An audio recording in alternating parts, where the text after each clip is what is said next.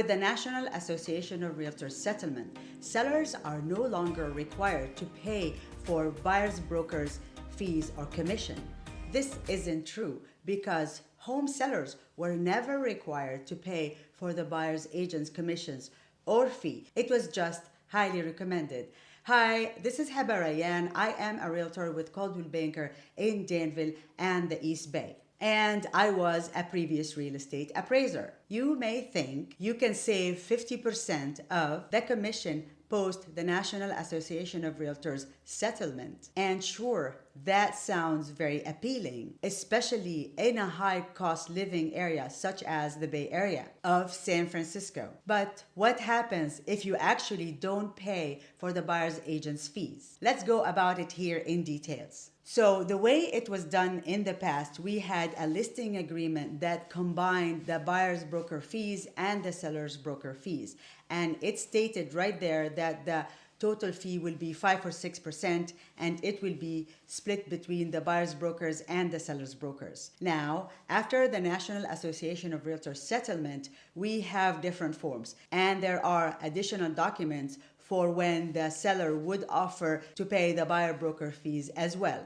And the result from the National Association of Realtors, we are not allowed no longer to put the buyer broker fees on the multiple listing services, but we are allowed to advertise it everywhere else. And we have to complete different forms on how the buyer broker fees will be paid. Let's talk about what happens if you refuse to pay the buyer broker fees. There will be less showings and less demand.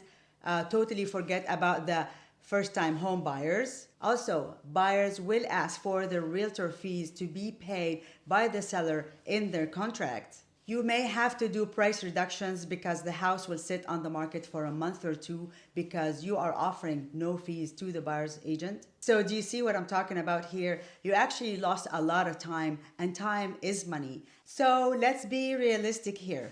What is the main goal? Is it to save on commission, or the goal is to sell your house in the fastest time and for the maximum amount of money? Of course, you want to sell your house in the fastest time and for the maximum amount of money. Who wants to go through the torture of every time you have a showing, you have to leave the house so it's clear for the buyer and their agent to go through it when you're not there? Also, who wants to go through open houses one weekend after the other and no results? You as a home seller do not want that. You want results. Time is money. Of course, you want to sell your house in the fastest time and for the maximum amount of money, for sure. And let me tell you here how to do this. Price your house right from day one and prepare your house to show in the best possible light from day one. Watch out for my next video. It's going to be about what are the Bay Area techies looking for in their next homes. As we all know, we live in the world's capital of technology, and buyers in the Bay Area are technology savvy. So watch out for my next video. It's going to be about what are they looking for in their new houses in the Bay Area.